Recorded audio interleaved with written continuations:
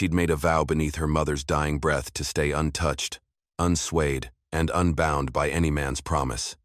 For 5 long years, she held fast, untouched by the dust and desire of the frontier.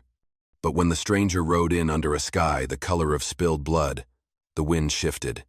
He wore silence like armor, pain like perfume, and in his shadow, her oath began to crack. Because some cowboys don't come for land.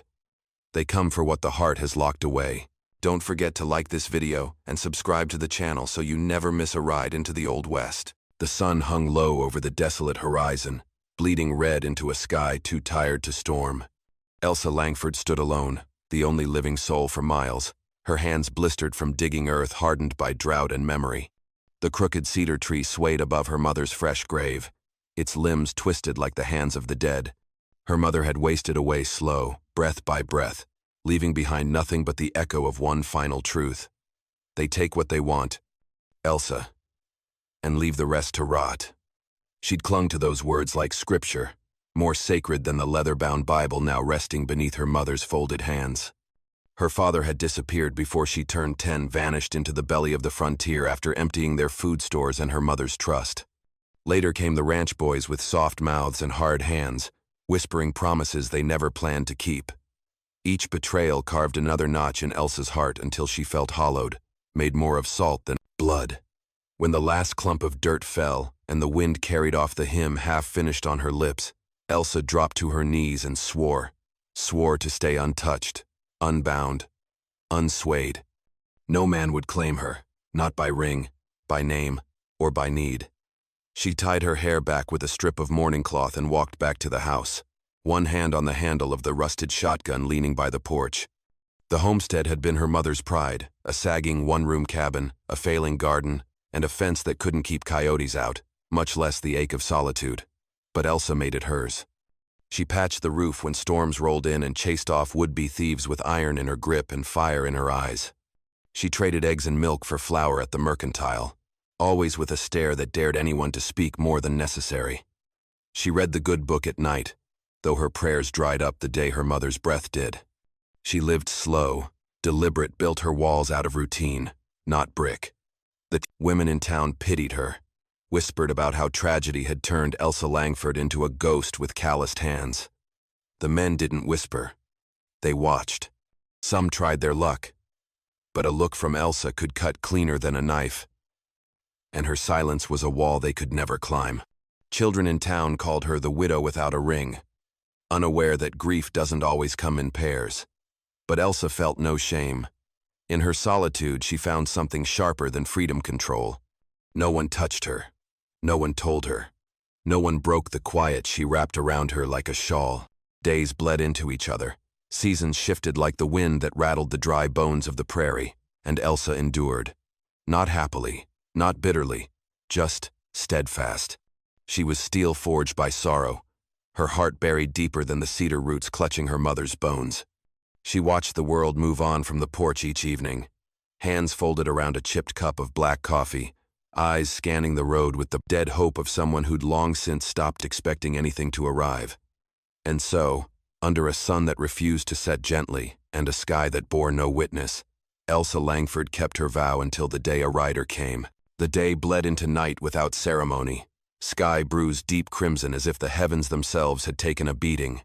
And through that molten dusk rode a stranger, silhouetted against the dying light, like a ghost conjured from the Badlands.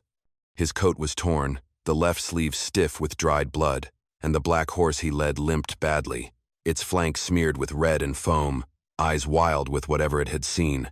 The townsfolk froze where they stood. Miss Grady paused mid-sweep of her porch. The Cooper brothers stopped stacking feed sacks at the general store, and the sheriff stepped from his office with a slow, deliberate squint, but none approached. Dust clung to the man like shame, his hat pulled low, shadowing a face too lean, too hollow, like something carved from grief and grit. He didn't speak, didn't tip his hat, just tied the reins of his broken horse to the rail outside the blacksmith's and walked into town like a man with nothing left to lose. He passed Elsa without seeing her, or perhaps choosing not to, though she saw him clearly from the mercantile porch, one hand resting near the hem of her apron, fingers brushing the hunting knife tucked into the waistband. His boots left a trail of old blood on the wooden boardwalk, each step slow, deliberate, as though he expected to be shot before reaching the next. Sheriff Callahan followed at a distance, arms folded, suspicion bristling like spurs. But the stranger said nothing when asked his name, only nodded once, sharp and dry as a whip crack, and asked for work. "Just work," he rasped, voice gravel ground through ash. His eyes, when he finally lifted them, weren't wild like most drifters. They were still, terrifyingly still. The kind of stillness found in men who had stared too long at death and started to understand it. Elsa watched him move, watched the way his hand never strayed far from his belt, how he winced when he mounted the steps, and something in her gut twisted, not attraction, not curiosity, but something older. Recognition. She'd seen that look before, in the mirror after her mother died. The preacher said later that night that no good comes under a red sky. Said that devils ride at dusk. But Elsa didn't believe in devils, not anymore. She believed in choices, in consequences. And that man, whoever he was, looked like someone dragging 100 of both behind him. As the stranger disappeared into the dark of the livery, doors shut behind him like tombstones, and the town exhaled, uneasy. The wind picked up, dry and sharp, lifting dust into the air until everything shimmered with the illusion of change. Elsa lingered on the porch a moment longer than usual, the weight of the day pressing heavier than it ought to. She didn't know why her gaze kept drifting back to where the man had vanished, or why her chest ached in a way it hadn't in years. All she knew was that the road had finally answered her long-dead question, not with salvation, not with danger, but with something far more complicated. A man who carried silence like a weapon, a man who looked like he'd forgotten how to ask for anything but still hoped someone might give it. And in that small, flickering hope, something in Elsa cracked, imperceptible but real, like frost breaking on the edge of spring. He gave his name the next morning with the weight of someone surrendering a weapon. "Calder," he said, low and firm, like the name had once meant something but didn't anymore. The sheriff didn't like it, but the town wasn't in a place to turn away a pair of calloused hands and a back strong enough to lift timber. The war had taken too many able men, and the land was hungry for the ones who remained. Calder asked for no lodging, just a place to keep his horse and enough coin to feed them both. He didn't drink, didn't gamble, didn't wander past the edge of Main Street. He rose before dawn, worked until the sun bruised the west sky, then vanished into the barn behind the livery like a ghost unwilling to haunt. Most men who passed through town made noise charming the girls, laughing too loud, asking questions they had no right to, but Calder spoke only when spoken to and never more than needed. The blacksmith said he moved like someone waiting for a bullet. The schoolteacher called him a shadow with skin. Elsa heard it all as she walked through town, the usual buzz of talk curling around her like smoke, but she paid it little mind. What caught her attention was something quieter: how Calder fixed her fence with care, not speed, how he untangled wire with hands that bore scars of battles both recent and long past. He didn't ask about the land, or her mother, or why a woman ran a homestead alone. He just showed up, took the hammer, and worked with the kind of silence that didn't demand answers. At first it grated, but over days it grew familiar, like the hush before rain. He never looked at her the way other men did. No scanning gaze, no shrinking her into parts to be judged. When their eyes met, it was steady, but not piercing, not probing, just there. One afternoon she brought him water. He took it without a word, drank, nodded. She said nothing either, unsure what to offer to someone who seemed to want nothing. But later that night, as she lay in the cot by her mother's old rocker, the wind rattling loose boards above her, Elsa felt heat coil deep in her belly, not desire, but something older, something wordless. In her dreams, she saw flames flickering against a backdrop of stars, casting shadows on rough canvas and rifle barrels. She smelled gunpowder and pine, heard galloping hooves over scorched earth. Calder stood at the edge of it, coat torn, eyes empty, not running, not charging, just standing as the fire crept closer, daring it to consume him. She woke before the flames reached his boots, breath shallow, hands damp with sweat. The dream left no message, but the ache it carved stayed long into morning. And when she stepped outside to find Calder already at the fence line, hammer in hand, his silhouette etched in the rising gold of dawn, Elsa felt something shift again, small, invisible, but real. Not trust, not hope, just the quiet sense that maybe not all silence meant danger, and not all fire burned to destroy. The days rolled forward like wagon wheels through sand, slow, steady, worn smooth by repetition, and Calder became part of them without ever asking to be. He worked the land with the kind of quiet conviction usually reserved for prayer, never needing instruction, never leaving a job half done.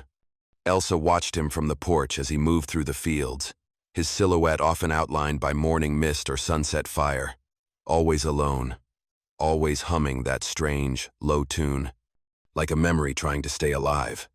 It wasn't a melody she knew, yet it curled in the air like smoke, something old and sorrowful that made the hair on her arms rise without explanation. He was gentle with animals, fierce with those who deserved it. When one of the Cooper boys raised a hand to his little brother in the street, Calder stepped between them without a word and gripped the older boy's wrist until the rage left it. He didn't speak, didn't shame him, just stared until the boy dropped his fist like a weapon he no longer had the right to hold. And later, when the Langford mare panicked in the stable from a rattlesnake coiled beneath the straw, Calder didn't shoot. He simply eased the shovel beneath the snake, eyes never leaving its flickering tongue, and walked it to the edge of the property before releasing it into the dry grass. Elsa watched it all, watched more than she intended, until her thoughts began to betray her. She caught herself wondering where he'd learned such patience, such mercy, wondered what had broken in him so deeply that silence had become his first language. She scolded herself for the thoughts, reminded herself of her mother's warning, of her vow, of the ache that came from believing any man could be safe to want. But those reminders began to fray the more she saw him not as a stranger, but as a man made of contradictions, calloused yet careful, haunted yet soft in the moments he thought no one was looking. One evening, just before twilight, she found him near the north fence, kneeling beside a coyote caught in the wire. Its leg was torn and trembling, teeth bared, eyes wild. Calder didn't flinch. He crouched slow, speaking in a voice softer than anything she'd imagined could come from him, and cut the wire with care that made her chest tighten. The coyote didn't snap, didn't flee, just looked at him for one strange, suspended moment before limping away into the brush. Calder stood slowly, wiped the blood on his pant leg, and turned to find Elsa staring. Their eyes met across a stretch of broken fence and ruined grass, and something passed between them, not invitation, not apology, but recognition. She turned first, heart beating too loud, too fast, retreating to the safety of the porch where her hands shook without reason. That night, the silence of the cabin felt heavier than usual. The stove crackled, but it gave no warmth. She lit a candle just to watch it flicker, to remind herself she was still here, still in control. But when she lay down, staring at the ceiling where knots in the wood looked like old scars, her mother's voice came back, brittle as bone. They take what they want. And yet, the only thing Calder had taken so far was her attention. And perhaps, without permission, the corner of a heart she'd long since buried beneath fences no man was ever meant to cross. It came tucked in the folds of the mailbag like a snake coiled in silk, thin, official, and edged with menace. The seal was government, embossed and rigid, the kind of thing that made the sheriff frown when he handed it to Calder outside the general store. Calder didn't thank him, didn't ask what it said. He simply held it like it weighed more than a piece of paper should, eyes going distant in a way that turned Elsa's stomach cold. She was across the street, picking up a sack of cornmeal, but she saw it how his jaw clenched, how his fingers trembled just slightly before he tucked the letter inside his coat and walked off without a word. That night, long after the town had curled itself into sleep and the wind whispered through brittle leaves like a voice trying not to be heard, Elsa saw light flicker by the creek bed. She didn't know what pulled her from her cot, didn't question the instinct to follow barefoot over the chilled ground, her shawl gripped tight in one hand. She moved silent through the brush until she saw him, Calder, kneeling beside a fire too small to warm anything but regret, the letter already blackening in the flames. She could smell the ink burn, acrid and sharp, and before she could call out, he made a sound she'd never heard from him, low, strangled, broken, a sob. Not loud, not theatrical, but raw, like it had been buried for years and finally clawed free. It didn't fit the man she'd watched, hammer posts and tame horses with steel in his spine. This sound made him human in a way that unmoored her. She stepped closer, enough to see his shoulders shaking, his face in his hands, the fire reflecting in his wet eyes like the last light of something dying. On the edge of the ashes, half-burned and briefly legible, she saw a name curl upward in smoke. Winton. Not a town, not a threat. A person, maybe. A wound. Calder didn't see her, or maybe he did and didn't care, lost in whatever the name had reopened. Elsa didn't speak. She couldn't. Words felt brittle in her throat, useless. Instead, she stepped forward quietly, the same way he had approached the coyote, and laid her shawl on the rock beside him. A gesture, not of pity, but of understanding. She didn't know what Winton meant to him, but she knew the sound of grief when it found voice. She knew what it was to burn something not to forget, but because remembering hurt worse.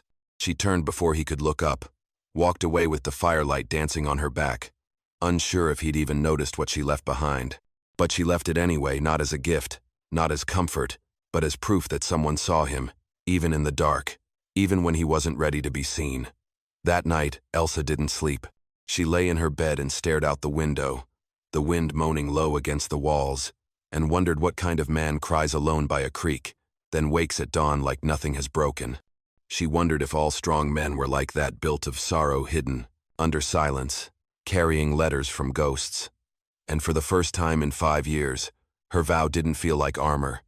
It felt like distance, a kind she no longer wanted. The fire started just past midnight, a flickering orange pulse that bled into the black hills beyond the Langford homestead, waking the town with its scream of light. By the time Elsa grabbed her boots and shotgun, the bell in the chapel was already tolling, its frantic clang echoing through the cold silence like a cry for help too late to stop anything. Bandits, 3 of them, masked and reeking of sweat and liquor, had come down from the mesa, guns drawn, stealing horses and scattering cattle like devils in the dark. The sheriff and his deputies were slow to organize, still lacing boots when the chaos peaked in the center of town.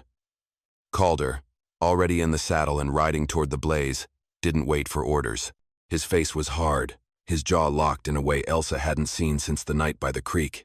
She watched from the edge of the barn as he moved fluid, fast, like instinct was dragging him somewhere older than this town. When one of the bandits grabbed little Elijah Grady from his mother's arms, throwing the boy over his horse like a sack of feed, Calder didn't hesitate. He raised his revolver and fired. Once, twice, then a third time without blinking. 3 shots, 3 dead men, each one falling with a violence that seemed both brutal and precise. The last one dropped before he could even cry out, blood blooming from his temple like a flower no one had planted. The boy stumbled free, dazed but alive. Calder dismounted without a word, breathing hard, a fresh wound darkening the sleeve of his coat where a bullet had grazed him. The sheriff stared, more curious than grateful.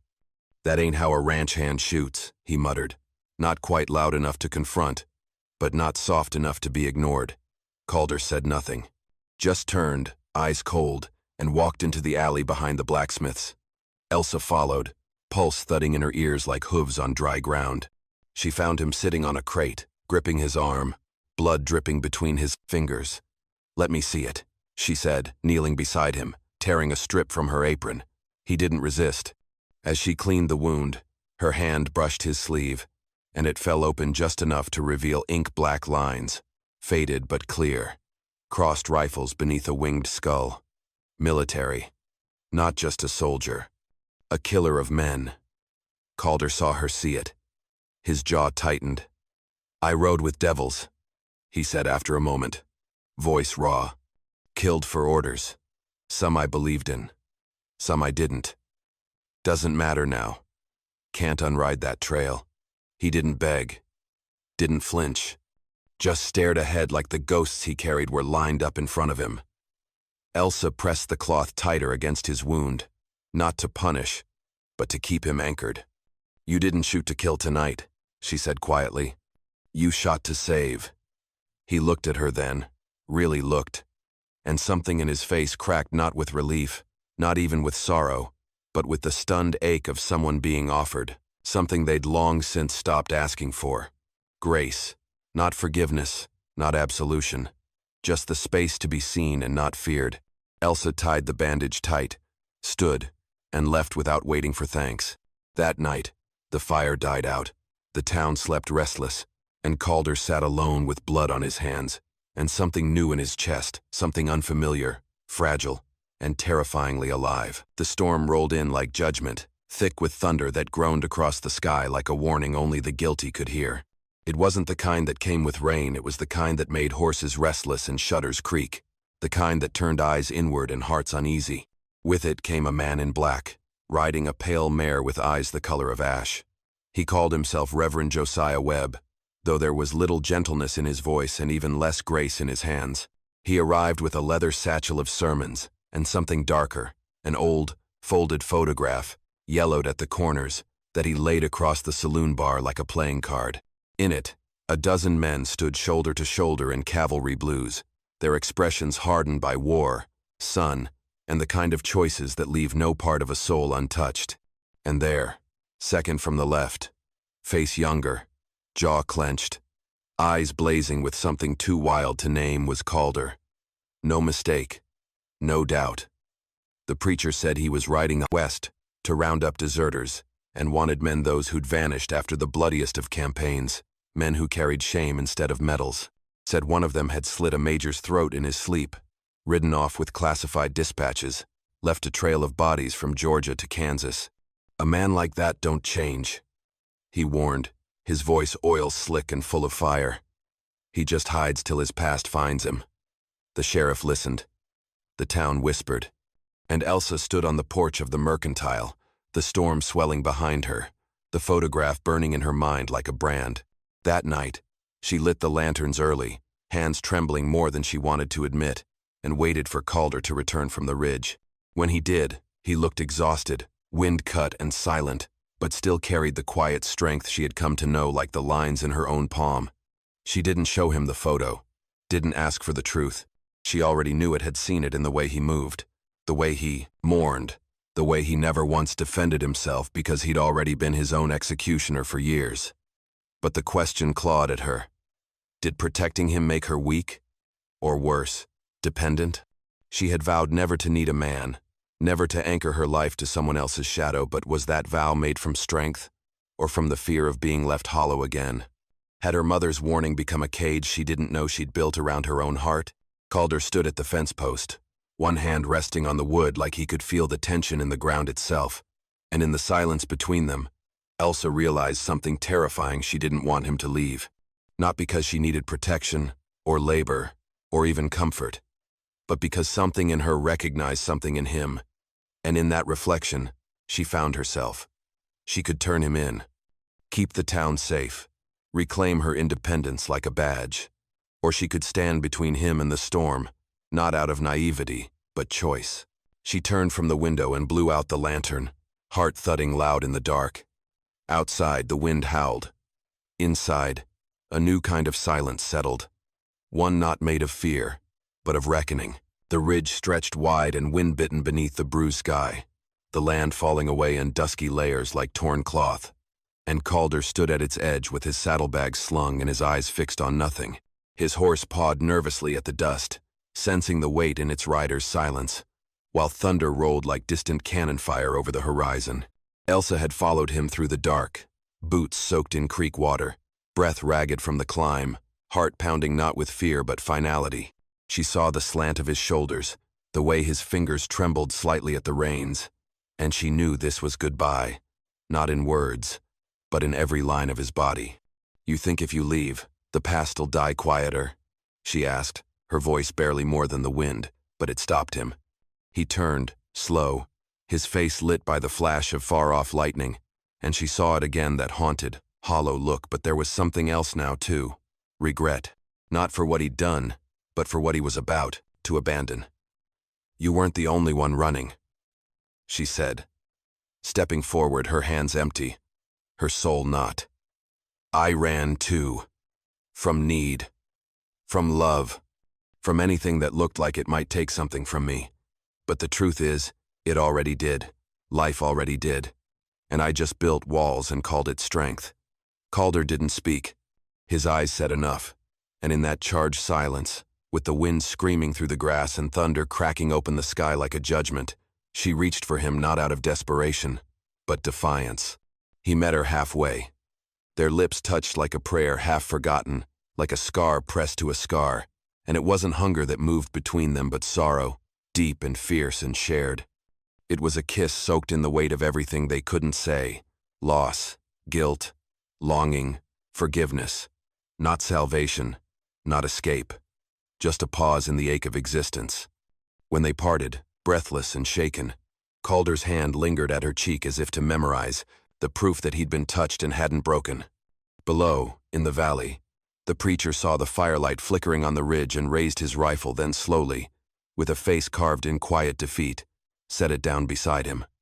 The hunt was over, not because the fugitive was caught, but because something older, something heavier than justice, had unfolded in the dark. The storm broke behind them, rain hissing across the dry earth, and Elsa stepped back first, her dress clinging to her skin, her eyes locked on Calder's like she dared him to stay. And for once, he didn't look like a man waiting for punishment.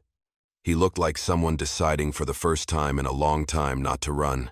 The morning after the storm broke clean and gold across the valley, the kind of morning that made even broken things shine like they were born whole. Calder rode into town with no rifle, no pistol, no hat to shield him from the stairs. The horse moved slow beneath him, as if it, too, understood that this wasn't a ride of escape but surrender. The preacher stood waiting in front of the chapel, rifle propped against the rail, face carved out of conviction and dust, and when Calder dismounted, every breath in town seemed to hold. He said nothing at first, just looked the man in the eye, the way soldiers do when the shooting's done, and only the truth remains. "I left my post," Calder said quietly. "I left my men. I took orders I knew were wrong and followed them anyway. Then I broke the ones that weren't, because by then I couldn't tell the difference. I did things I still hear when the wind gets mean." The preacher didn't reach for the gun, didn't move at all, save for the twitch of one weathered brow. "You confessing, son?" Calder nodded once, eyes dry but voice thick. "Ain't asking to be pardoned, just want it known, from someone who knew the cross meant more than blood." A long moment passed. The preacher looked at him, long and deep, like a man reading the last page of a Bible worn from years of grief. Then slowly, he stepped forward, not as a hunter but as something softer, older. "I wore the cloth back when God still whispered to me," he said. "Back when I believed mercy was stronger than vengeance. I lost that somewhere along the trail. Maybe we both did." He glanced down at the rifle, then back to Calder, eyes dark with memory. "You carried your penance farther than most." Then he turned and walked inside, the door creaking shut behind him like a benediction. The rifle stayed resting on the porch. The townsfolk gathered in slow waves, faces marked by years of loss and suspicion, and watched in silence. Some scowled, remembering the rumors, the photo, the name on the lips of the dead. Others just nodded once, subtle as wind over wheat. They knew war left no clean survivors. Calder didn't linger. He looked over their faces, never flinching, never asking for anything. Then his eyes found Elsa where she stood beneath the mercantile awning, arms crossed but shoulders soft. She didn't smile. She didn't run to him. But she gave a small nod that reached deeper than any embrace. And in that moment, something inside him finally unclenched. Not fully, not forever, but enough. Enough to let breath come easier, enough to let the guilt settle without drowning him. Calder turned from the chapel and walked toward the livery, not as a fugitive, not as a hero, but as a man who'd finally laid down a burden too long carried alone. And for the first time in all his wandering, the dust on his boots felt like something earned, not something he had to outrun. The earth was softer now, rain having melted the stubborn crust into something pliant, almost forgiving. And Elsa knelt at the foot of the crooked cedar with wildflowers bundled in her calloused hands, blazing stars, prairie aster, and a single stem of Indian paintbrush, red as blood but blooming like fire. She laid them gently against the stone, the carving worn by weather but still legible, her mother's name etched in the bones of the land. The wind stirred her dress, lifting strands of her hair into the sun's first golden stretch, and for a long moment, She said nothing, just breathed, just felt. Then softly, like a secret not meant to be carried any longer, she whispered, "I stayed true to who I was, but who I am changed." It didn't feel like betrayal. It felt like truth finally spoken aloud, and the weight of it didn't crush her, it freed her. Behind her, the rhythmic clack of hammer on wood echoed across the yard, steady and unhurried. Calder was repairing the north shed, the one her father had built too hastily, and her mother had cursed for years. Now it stood straight and strong under Calder's hand, the boards fitting snug, the corners square. He didn't sing, but he hummed sometimes, that same low, half-forgotten tune she'd come to recognize like a heartbeat in the silence. His presence had become part of the place, not loud or demanding, but grounding, like roots under soil you didn't see but trusted were there. He still didn't talk much, and Elsa didn't ask him to. What needed saying lived in the quiet ways he moved, how he left coffee on the table before she woke, how he fixed the broken step without being told, how he looked at her now with a gaze that didn't ask or take, just saw. The townsfolk had stopped whispering, or maybe she'd just stopped hearing it. Life had a way of softening its sharpest edges when you stopped running from them. A group of children, Grady's boys and the Cooper girl, raced through the fields beyond the fence, laughter rising like larks into the morning. Elsa watched them for a moment, then rose, brushing dust from her skirt, her hand trailing briefly along the cedar bark. She didn't weep. Not anymore. The grief was still there, but it had settled deep into her bones in a way that no longer hurt, it simply lived with her, like memory, like soil. As she walked back toward the house, sun warming her face, she caught Calder looking up from his work. He didn't smile, not quite, but there was a lightness in his expression she hadn't seen before, something quietly content. She stopped at the porch and looked out across the land that had once felt like a prison, and now felt like something she'd chosen, a life. Not perfect, not free of ghosts, but real, earned, built with hands that had known both sorrow and salvation. And as the sun rose higher, casting long golden shadows that stretched like arms around everything they touched, Elsa Langford exhaled. For the first time in years, the promise she'd made no longer felt like a chain. It felt like a chapter, one she had the strength and the right to rewrite.